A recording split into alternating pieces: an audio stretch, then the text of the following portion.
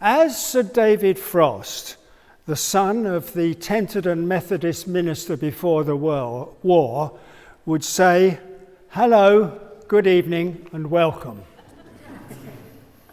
It's great to see you all, and thank you for coming, and may I welcome our architect, wherever he is, James Ford. Thank you, James, very much for coming. Whilst we've had no services at St John's for the last 5 months, we've not been completely idle. You will have seen the notice board, which was blown down and damaged by Storm Dennis earlier in the year, and it has been repaired and erected in a far more suitable place. The boundary fence has been repaired in various places, and the gate posts have been replaced. Rising damp under the vestry screen has been rectified, but now for the pièce de résistance, the new lighting scheme, which will transform the aesthetics of this beautiful building and greatly improve the amenity value for the congregation and visitors.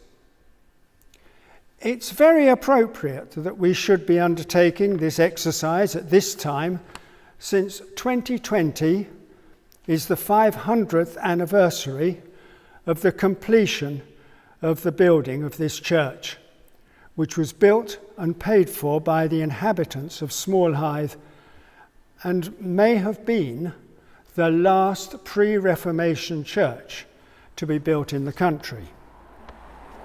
The scheme that is going to be demonstrated already has the support of Peter Boyce, the diocesan lighting consultant, and has been recommended by the Diocesan Advisory Committee. In the next few days, we will be applying for a faculty, that's planning permission in normal common parlance. So may I now introduce Ryan Schlesinger, who is senior partner, and David Birch, who lighting designer of CES, the Church Lighting and Electrical Specialists. Ryan, David, welcome.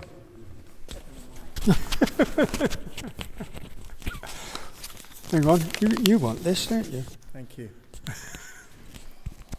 Okay. Well, it's great to be here, and thank you for the welcome, Tony. We're not used to having so many people come to one of these lighting meetings. I think it's incredible that you've all come out tonight to see this, and I hope that we don't disappoint.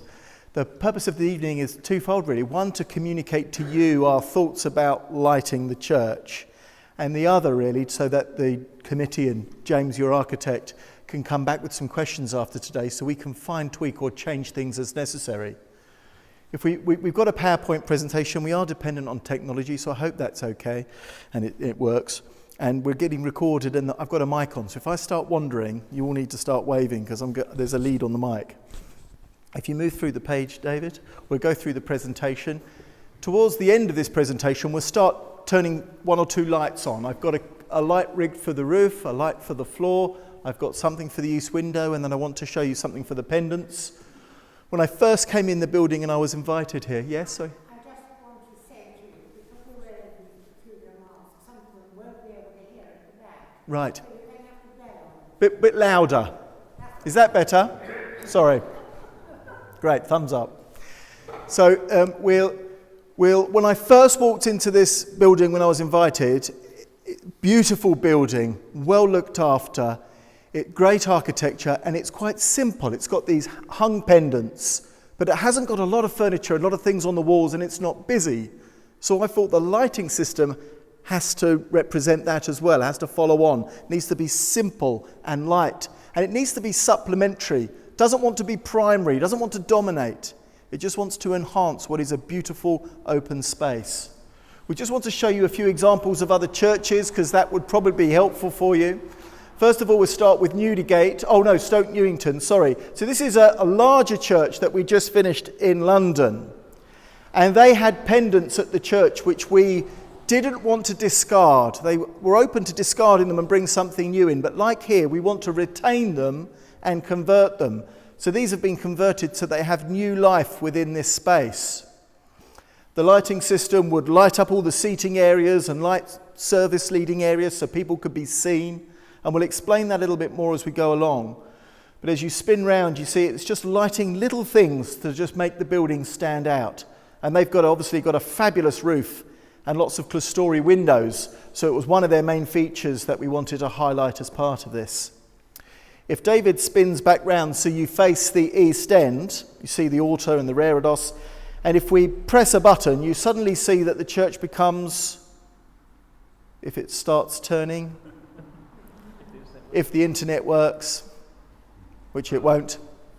So the purpose of the button, oh, here we go, is that suddenly the church becomes a lot brighter with the same lighting system. So with the same set of lights, you can create a bright environment. Sunday morning service, community event, Easter. And then with the press of a button again, you can suddenly subdue it if you had a concert, Christmas service, prayer, reflective service. You can subdue the lighting. And it's very simple to do this. And I'll explain about controls in a minute. But I'm very passionate about simple control systems. And I know that you all are as well. You all get scared if people start bringing in all gadgets and stuff. And because we do church lighting, we're very passionate about that. The controls make or break a scheme. So it's got to be simple so that everyone can control it. David, what's the next example? This is St. Peter's at Newdigate. This is a smaller church. It's a village church, part of a community. Here, again, the reason we've shown you these two is these pendants were there, and the PCC was split 50-50 whether to get rid of them or to keep them. I think it was 6-4 to keep them. So we kept the pendants within the building and we used those, and we lit up the arcades and put just a few spotlights in to lift the lighting levels. So that really worked well for that church. And again, that church was a budget-driven scheme, hence using the pendants and doing just a few things to try and make sure. And then obviously we did the outside as well. And David, the last one is St. Mary's at Stone. While it's loading, you can see here they've got ancient gas pendants that we refurbished. Again, they're beautiful. We would never have wanted to take them out. I would have struggled if I was instructed to do that because we really wanted to keep them. So we just put new shades, new lamps, and again, we put 1 or 2 spotlights in certain locations to create the right ambient light within the church. The videos are a bit slow, so we'll move on. When we're talking about lighting, to see, to read well, you need about 125 to 150 lux of light. That's a sort of set level for people to feel comfortable. Some people really depend on good lighting. Other people like sitting under subdued lighting like me. So you've got to get the balance right. About 125 and 150 is the sort of target. I did a measurement of your church and we were around 30 to 40 lux in here. So I imagine that certain positions within the pews, and on a dull day, because we've still got some ambient light, it'll be hard to read or to see some of the words. So you want it just a little bit brighter. But then if you're sitting here at Christmas and there's someone just speaking or doing a reading, and you don't need to be reading at that point and you want the focus, you can subdue the lighting here to maybe that 20-30 lux and have it nice and bright at this end. So it's that flexibility of a system. But you're about 30 to 40 lux in the main church, which is about a third of the brightness that you really need. You're a bit brighter in the choir pews, although you've got 2 lights. They're almost 2 heaters coming down on top of you there. And there's about 80 lux there. So we're looking at these light levels when we're thinking about the new lighting for this scheme. You want to move on, David? Design process. So obviously this is a listed building. You've got to go off for faculty. You need to get approval. So the documentation has to be developed in such a way that it is suitable for that process. So we're providing a layout drawings. We're here, by the way, so we've got one more stage and then you've got your technical documents ready for submission. So we're sort of taking a pause here, meeting with you, sharing this scheme, and then afterwards we'll finish off the documents so that it can go out for the approval process. A couple of pictures now will show you. So you'll get a design specification. We'll get to lighting very soon. A layout drawing, and all this is very important. This is part of the process. And I've brought copies for you, Tony, and for James. and then maybe one or two others of the drawings that we've already done. A schedule of luminaires, so you know exactly what light is in here, because you don't want to install a system and then later on in the future not know what's there. So a good manual, a good schedule of knowing absolutely everything went in there. So this is very comprehensive documentation. The DAC will want to know that the building's being looked after, so you don't see any of the wiring. You're not fixing into things that you shouldn't be fixing into, damaging the stone. So the whole specification and design is based around protecting the fabric. Okay, let's move on. Project brief. So Tony sent us a brief at the beginning, which was really helpful. I'm sure a few of you were involved in that. We want to create flexibility and have simple control of the lighting. We want to improve the overall lighting. Improve the service leading location, so you've got your lectern, your pulpit, maybe in the centre before you get up into the chancel and the high altar. Improving some of the feature lighting, and again, we don't want to do too much here. You don't want to start lighting up all the windows and stuff. Let the stained glass windows are fantastic. Let them do their work in the daylight. So we're thinking about lighting the roof to elevate the building, be wonderful for the darker months, any evening events. And potentially light the east window. So if you have got a Christmas service or carols, you can light the east window, which will light the stonework. And I've brought a sample model to show you at the end. And also to consider emergency lighting, because if you were here, do you get many power cuts? Yes? Get loads? So emergency lighting is probably something you need. And I'm passionate, and I often do talks on this, not to bring exit running man signs and big commercial fittings for emergency lights.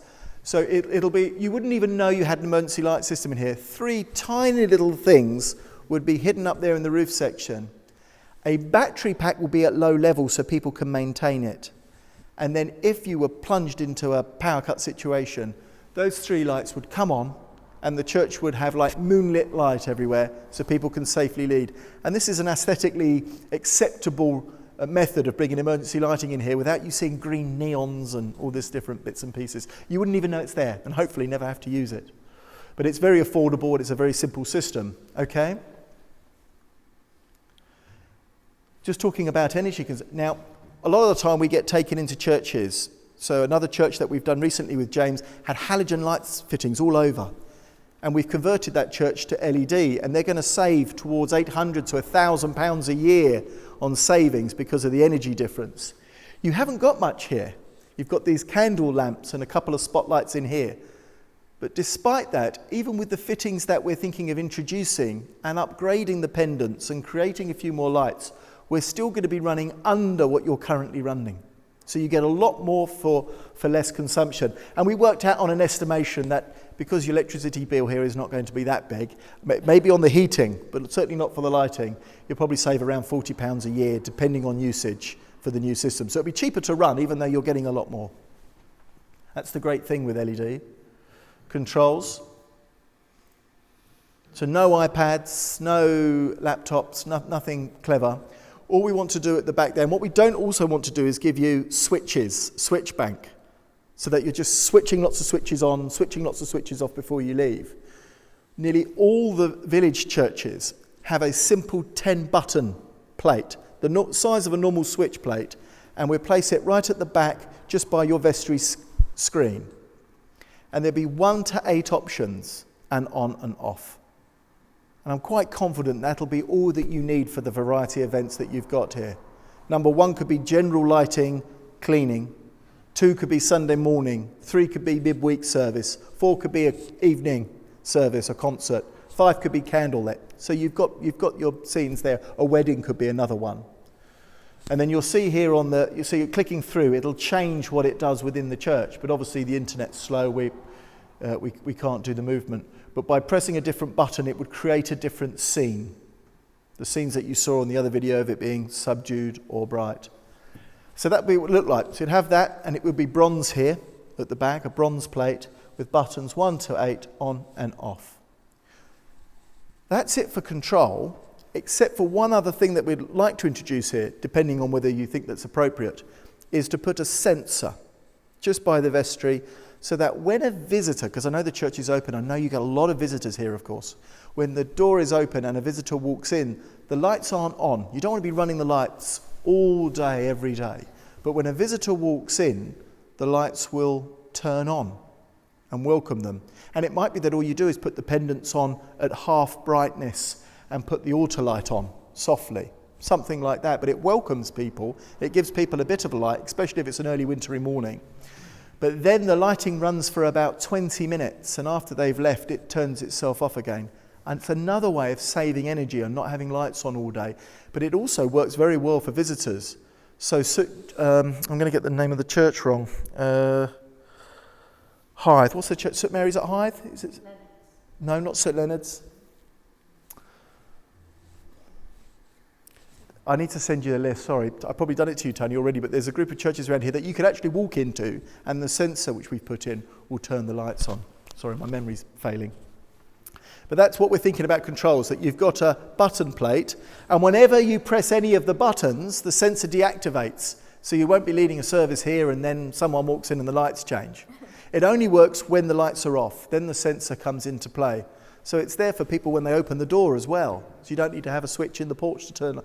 So it really is a very simple way of doing controls. And that's it for controls. Design. It's going to be hard for you, see, because it's so many of you, we need to get a bigger screen, David, for these things. But we've looked at some of the historical reports, and we're off screen a bit here, but you can see that we found these pictures of your existing pendants with the shades. Obviously, these shades were made for oil or potentially gas, or could have been electrified.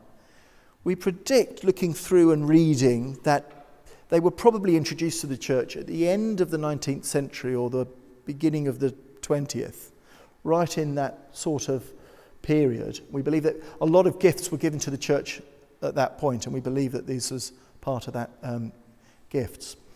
So we feel that when you come in, actually, if you look around, you see the candles, you can see the intensity and the glare from the candles looking around.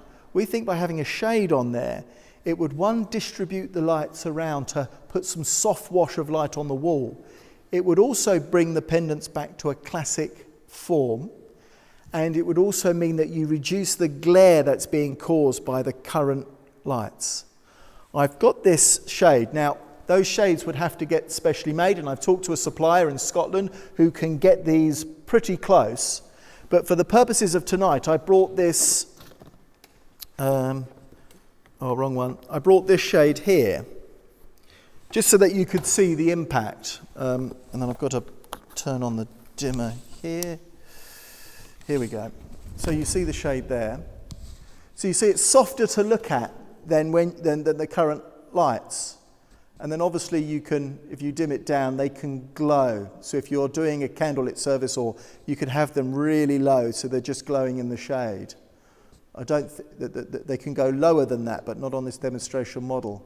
But this isn't the shade shape that we would be proposing here. We would look back to one of the classic forms. But we feel that it'll be better to have the lamps in a shade than with the candles on their own. They actually make I think they work as a negative in those pendants, actually, because you don't really see the pendant, you just see the lamps, and you think that the pendants are there because they're giving you some sort of light. I'd like them to actually become a real feature and to be appreciated for that. Tidy up the cabling, change the lamp holders so they've got decades of life in them. I also think that potentially they've been brought lower over the years so that they could be maintained off a stepladder. I feel they're actually, this is going to be subjective, but I feel they might be a bit too low. I think by raising them a foot and a half, might just take them away from being part of the seating area and hang them within the space between the tie beams and the floor. And that way they'll feel that they're floating rather than feeling that they're pressing down upon you. And you're seated at the moment, but if you stood up, they're even obviously closer. So I think that's what we're proposing for them, is to put shades on, bring them back to their former glory, raise them up slightly, and I believe that they would work much better in this space. There was obviously one at the back there when you built your vestry, and that's been moved because of the vestry to hang behind the rood screen here in the centre of the chancel. The only alternative you could do is to take the other one at the back away so that you've got the four central, and separate them so they're hanging over the choir pews. That's just a thought, and I want to pick up with Tony and James about that. And maybe we can do that at a different time after tonight. But if you've got the option of keeping them in their existing positions. But obviously, if we're going for faculty, this would want to be part of the things you apply for, is the potential of moving that so you've got them hanging over as choir pendants. And they could be switched separately as choir pendants and keep the 4 here. Or should we keep it exactly how it is? It's only a thought. I'm easy either way, really, on those two, so sort of in the middle. Okay? But it's great to find these old photos, isn't it? Spotlighting. So spotlighting needs to be discreet and minimalistic. They don't want to dominate. They want to be hidden away. I've actually put a spotlight up there on that beam of the one that we're proposing. You can see here that this spotlight here has been blended into the painting of the ceiling in a chancel of a church. These have been made to be brown so that they fit within the ceiling section there. Some of you may wonder what kind of colour the LEDs will produce. Some people think that LEDs are going to be cold in their colour. Certainly not the colour that's appropriate for a place of worship and a historic building. We'll be going down to the warm colour, which is the same sort of colour that you're getting off these candle lamps. It'll be that colour, warm, welcoming, not cold. So we stay away from this. And in fact, the quality of light from an LED is wonderful. It's got high colour rendering, so that if there was 12 shades of orange on there, and I put a standard old-fashioned spotlight on there, you wouldn't really see the differences. But with the new LED fittings, it's very vibrant, very vivid. You'll see the difference of all the colours. So they're great for these buildings as well, because they really make them feel vibrant and vivid. So we'll be going for warm. Here's a spotlight here. All the spotlights will come with anti-glare accessories. So you'll see at the moment, if I aim that spotlight up onto the roof, you can see the intensity of light in the can you see that in the fitting? If you look at the fitting, you can see it's got a honeycomb louver. A honeycomb louver that sits in the fitting that takes away the glare. If I move that now, you can see the intensity of light a bit more in the fitting. You see on top, it's a bit the glare. So the honeycomb takes that out. And that's important. We always want to put spotlights on the east side of the tie beams, so that for everyone sitting facing east, the lights are coming up over their shoulder, which is helpful for reading. But it also means that you just get to see the back of the wooden tie beams. You don't get to see the spotlights because they're on this side. So they'll be hidden, like where that one is. May even need to go just slightly higher. So where you're seating, all the lights are on that side. So everything's facing east, so you don't get the glare and the lights just do their job. You might be worried about maintenance, but with a building like this, that is definitely the most appropriate place. And we want to reduce the quantity of spotlights up there, but that's definitely the right place. So these fittings would be removable and can be brought down. So there's a treble ladder there that does get to that position. So a trained team could at least take the fitting down and change it. All these spotlights come with two things. One is the actual spotlight. The other thing is the driver which operates it. Now, to reduce the amount of electronics you've got up there, the drivers, there's going to be 4 of them just sitting in your electrical cupboard. So up there, really, you've only got the LED fitting. So most of the electronics are going to be down here in the cupboard, which is great for maintenance. And it reduces the impact up there. These fittings have got a 5-year warranty. They're rated to last over 50,000 hours. They come from a very good manufacturer. You don't change lamps. The fitting is the light. That's how you get the reliability. It's 20 watts, and it performs really well. So it's a great product from a great manufacturer, UK-based manufacturer. So you'll be very unfortunate if you had any failures within its warranty period of 5 years. We're seeing as a trend, if we put 100 fittings within a historic building 3 to 5 years ago, we've been back and changed 1 or 2 things since. That's the sort of reality we're getting. So you will have maintenance. Some people communicate that LED takes your maintenance away. That's not true. You will get maintenance. But it is far less than you currently have on any other technology that's been there in the past. So the money you save, even though it's only £40 a year, if you put that together over 5 years, would pay for a visit of an engineer to come in and out and change a light fitting. I would say that a new wiring system, which we need to do here, would last around 50 years. A lighting scheme will last about half that time, and then you'll be thinking about keeping the wiring but just upgrading the fittings, just modernising on a new scheme. But it's good. This company now have just signed up to a B Corp initiative, which means that the fittings are going to have a 25-year life, and then if anything fails in 20 years' time, you don't have to change the fittings. The fittings remain. You change what's inside them. So you could just literally upgrade and keep the design. So if the design's good, then you can keep it, you just upgrade it, which is much better later on, that you haven't got to do a whole new scheme again. It's much more affordable. Anyway, let's move on. This is a church which has received LED spotlighting, so a few lights at high level really light the floor very well. People don't create shadows, it's a good wash of light. They're dimmable, they're anti-glare. So that's a church, Stoke Dagenham, which has been met. And here's another spotlighting scheme in a chancel. So we've lit the walls and the ceiling just with a few spotlights, creating that great colour. Here's the drawings.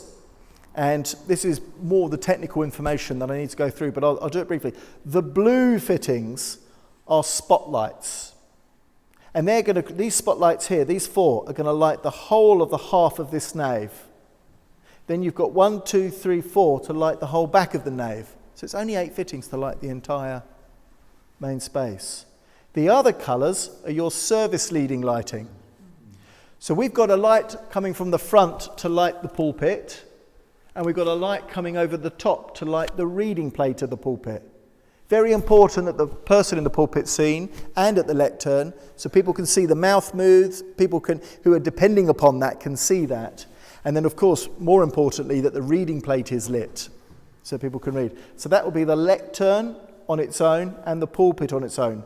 We've added 2 additional spots so that we could create a central pool of light here at the front end, which means that if you did anything spoken from the front, sung, or a small concert, that would enable you to light that. Inside the choir, we've put 2 lights either side for the choir so that the choir are really bright and there's a good consistency. 1 light would just limit you a bit there, so we've gone for 2. We also want to light the beautiful tile work of the chancel floor. So 2 lights will come down there, and then 2 more to light the altar. And to pick up the altar, so the altar's lit. These browns that you see running along, all 5 of them, we're not putting one on the very east beam. They will sit on top and slightly be biased towards the east, but crisscross to light the roof section. So you can have that independent. So you could even have those lights on and just let the reflective light work within this space. But that's uplighting. So the only features we're thinking about is the uplights, potentially lighting the east window, lighting up your welcoming information desk. I think we discussed not to light the font. Baptisms will be in the day, so it probably doesn't need that. But that's the drawing of where all the fittings are and all their reference numbers. Okay, David? Oh, stay on that drawing, actually. So what you would do now is you just have, back in the days, you used to take a lot of cables around these historic buildings, but now you would just rise up and bring a cable looping across the beams, another cable looping across the beams. The electronics would be in the cupboard, and all these lights would be able to be switched on from that. So it's a simple wiring system, reduces labour, protects the fabric, easy to maintain. Okay. 3D modelling. So in any design we do modelling to make sure that the lighting is going to work. So this is your existing setup with your pendants. The software shows it as 3 blobs, but that's the sort of lighting level that you're getting. Even with the new shades, you won't be able to improve the output much more than what you've currently got. The shade will actually take some back. So we'll put a slightly brighter lamp in so we mimic.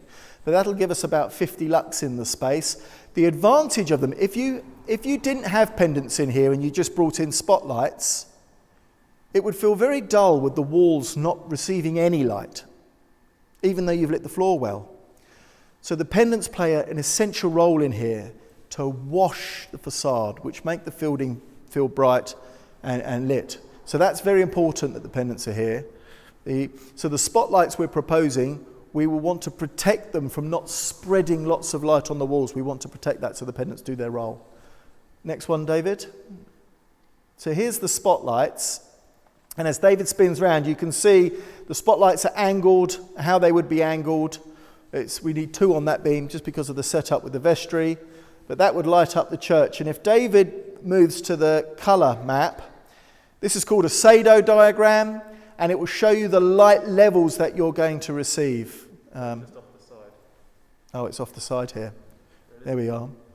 So as you're spinning around, that's the sort of colour you want between the green and the yellow, and you can see that you're getting that around the church. Yeah. So you're getting about 150 lux, which is great. That's the target. We don't want to overlight the building, so it's having it. And you can see that there is a good consistency of light in there. And I've rigged one up, and we'll turn it on in a second. Okay. What's next? Service leading. So you want to go to the other one. So service leading, this will be that you can have the lectern lit, the pulpit lit, as I discussed, and the welcoming desk and the altar. So you can see that sort of pool of light. And that was the spotlight I showed you a minute ago, which I was waving around in the roof. It's narrow in its form, and it just brings focus and attention to the reading or to the message. Okay? And lastly, uplighting, David? So that's what we want to do, is crisscross and put lighting on your roof, and that will light up your roof, which is great. And all the lighting in the whole space is coming from the reflective lighting on that roof. So I might need to, if we could turn, Tony, do you mind turning off the pendants? And I'll show you some of the lighting. Yeah.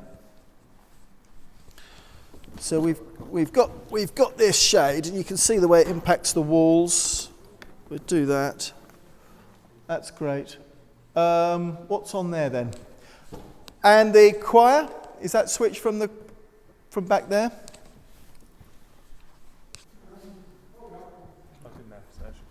Oh, turn it on then. So you can see having them in the church, and then if we try and dim it down so that you could glow it. So you can imagine in a concert where you are focusing, you would have it nice and soft. In a way, they will produce some uplighting, but then glowing on the pendants. It would actually bring the pendants back into proportion. It'll be a good thing to do, to use a shade.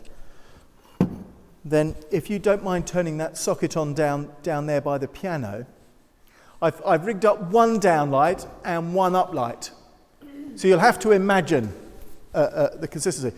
But you can see that that's one light just crisscrossing, and you'll have one on every single beam. And that's one light coming down. So you can see the warm colour temperature.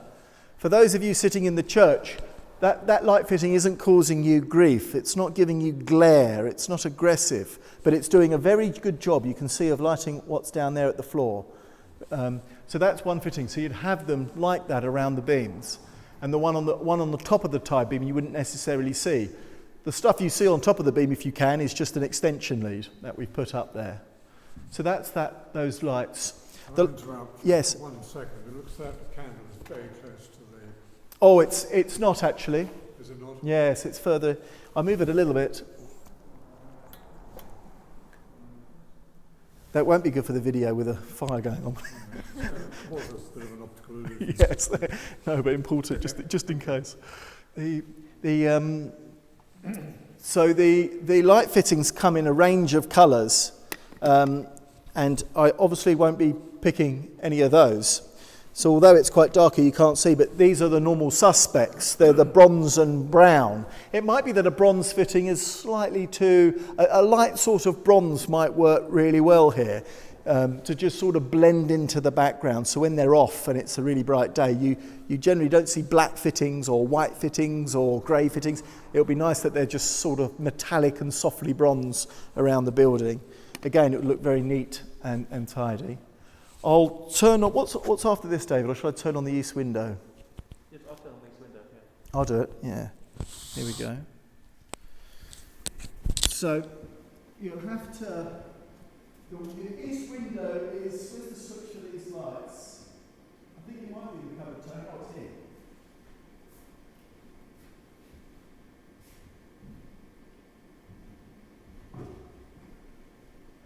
So the east window ledge is tilted.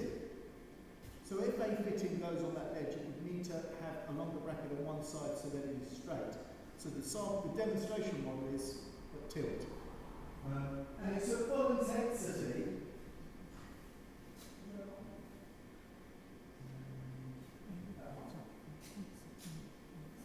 Okay.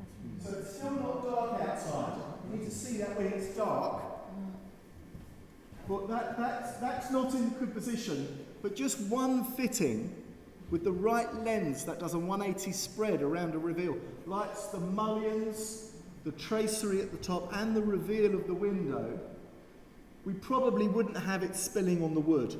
We'd push it slightly closer to the window to take it off the wooden beam.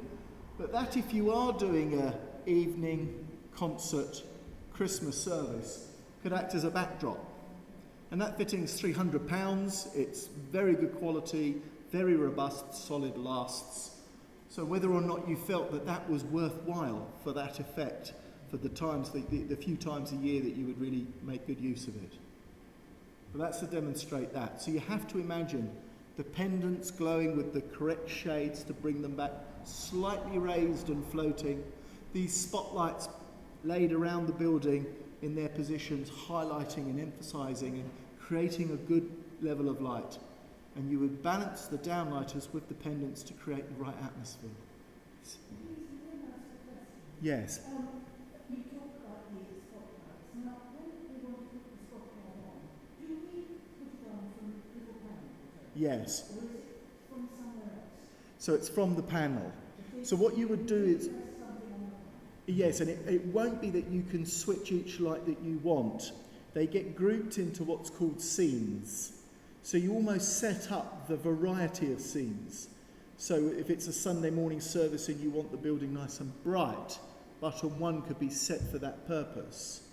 Button 2 then could be a different scene, and 3, if it was a concert and you wanted to subdue and have just the focus in front of the chancel with the east window on, that could be button 5. And I think you'll find that when you've got that mix, whatever you want is there. Some churches say, oh, give us 18 so we can have more. And then in the end it looks like you've got a bit of a complex system. And really they only use 4 after a few years. Yeah. Yeah.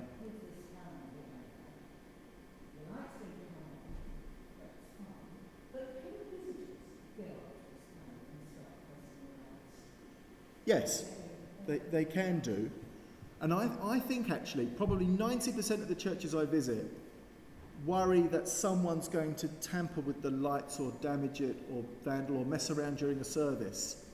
And I don't think in maybe installing hundreds of them, I think actually one case we've gone back and put a box with a flap. I think the reality is people don't do it. Yeah.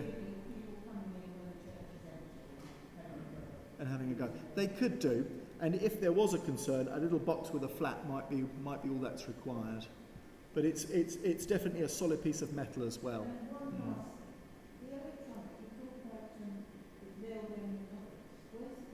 Oh, in the vestry, the fuse board, where all the electrics are, in the cupboard in the... Yes. No, it doesn't need a new big cupboard. In fact, part of the specification will include overhauling that cupboard electrics. It's outdated, it's not compliant. So you wouldn't do all this work and still tamper around back there. So it's actually going to clean that cupboard out and tied it all up with one fuse board and a dimmer. That's all understood, labelled and brand new, with all the modern fire sensitive switches and devices and everything, so it really will protect the church. And that will be down there in the same existing cupboard. In fact, it'll reduce what's in there really. You've got quite a bit in there, yeah. I think we're probably there at questions, aren't we? Did I have anything else? Questions? It's a good timing, yes. You knew. Oh, my mic, yeah. You knew it. Any other questions? Can I just ask, does the organist have a special light? The organist has a console light. So that's enough for them? Well, one of the things I want to ask Tony is to find out from the organist whether they're happy with that light. If they're happy with it, then we don't really want to start change. Change can cause issues. But what we have got, and the one thing I didn't tell you on that drawing, is a soft light just to light the pipes and the organ. Just one spot. And I think it would need that. Otherwise it could feel ignored. Yeah. Yeah. This one here. Yeah. Can I ask a question? Of course. The altar. Yes. It's an east-facing altar, so the priest stands facing east. Are we going to have a shadow on the books? If you stood, you would stand in between the rail and the altar. Yeah. The lights are going to be crisscrossing from either side, and therefore what shadow you'll be creating, you won't be having a light behind you to cover the book. The light will be coming around the side. Now, if you were really close, I think you might start finding that you could be causing a shadow, and therefore you might put what you're reading either side of you. Or we do have to then put a spot, and the helpful thing with those two tie beams is there is a gap between them. We could put a spot that comes right down. I think that would be useful. You think? Shadow there now. But I think your lights are at low level, aren't they? So I think from right up there on the tie beam, I think we're getting over you onto the table. So it might be something we include actually in the design as part of the faculty documentation and have it as a separate priced item. And then when the system's installed, if you stand there and we see it at that point, if it's not needed, then you haven't put something in that's unnecessary. And if you do need it, it will literally just be a couple of hours and it can go in. So it could be something that be added on if necessary without paying for it initially. Yeah? David's making notes. Oh! I think you would only want one little tower in here on wheels and on boards to be very protective. Yeah, so I think 2 men, probably 3 weeks. And that means you could still use the church. So most of the churches we're doing the work at, they can have the church open for weekends. Take over from Monday to Friday, tidy up, put everything in a corner. The church could be used again for the weekends. Some cases we pack up for a midweek service. What's your lead time for all the equipment? Equipment's about 8 weeks. Equipment's about 8 weeks. Where are you based? Oh, we're based in Surrey. Do you personally supervise the job? Yes, it'll be our company that does the installation, all the guys that train. Is it you? It's not me. It's my company who'll do it. So we've got 15 staff and we do 3 churches at once. That's all we do. And we start a job and we finish it and we commit to it and then we move on to the next one. What area do you cover typically? All over the city and London and all the home counties. So we've done quite a lot of churches in this area. Yeah. How long have you been in business now? 30 years. Grandfather's business, uncle's, now mine. I've been in the business 26 years now. Yeah. It's a family thing. And there's other family in the business. And we train apprentices so they can work in historic buildings, and we've helped with guides and things like that. So this is really what we do. We don't just do churches, we do other things, but primarily our business is set up for helping churches with lighting and electrics. Can I just ask one question? And that is, we have 1 or 2 people who visit the church who wear glasses, and they don't like the light on if they're giving a sermon. Will the new lighting take away the glare that they get from spectacles? Good question. That do you remember what I was saying about those filaments create glare because the intensity of light is small. So all the light is being produced in a small area. So therefore the glare is worse. When you put the shade on the fitting, the intensity of light is distributed around the shade. Therefore glare is reduced. So it will be better. It might be that person still finds it difficult to have any lighting on that's in proximity, but it would be better than what you've currently got. And the other thing is, you were showing the spotlight on individual people. If you were at the lectern and you were saying, he's very tall, Yes. would the spotlight, would you lose his head? No. Is it? Yeah, sure. No, you wouldn't do. About burning my ball. We should talk about reflective light. Yeah. But it's not going to be narrow, like a theatrical Mr. Bean narrow spot. It'll really cover that area. So it's got the flexibility of even being a bit of movement. Yeah. But you at the moment, you're primarily, you need these pendants as the primary light in here. So you have to have them on at full intensity, and that lady with the glasses feels that impact. With the spotlights, you could still have the pendants on at 50% because you're not based on those. You can have the spotlights coming over to help you. Yeah.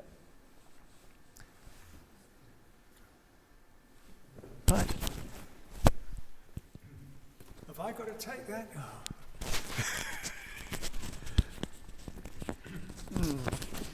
I'm just going to hold it because I'm only going to stand here for about 10 seconds.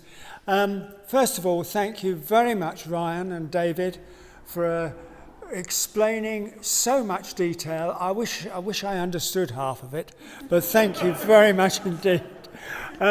Obviously, this is going to be quite a costly exercise, but we have been, whilst the funding of this, we have been given a jolly good kick start. But nevertheless, we are looking at raising a further 5-figure sum in order to achieve it. So, we want as much financial support as we can muster. And of course, Stephanie is St John's Potiphar. Thank you very much indeed for coming, all of you. And please remember social distancing when you leave. And don't forget that St John's is opening up for services in 10 days' time, 6th of September, 11:15. The services are going to be Holy Communion each Sunday or every Sunday for the time being until we get this pandemic sorted. But thank you very much, and may I ask that you leave starting on this side from the back, gradually moving forward, and then we can do this side again from the back so we don't cross over too much. Thank you very much indeed for coming.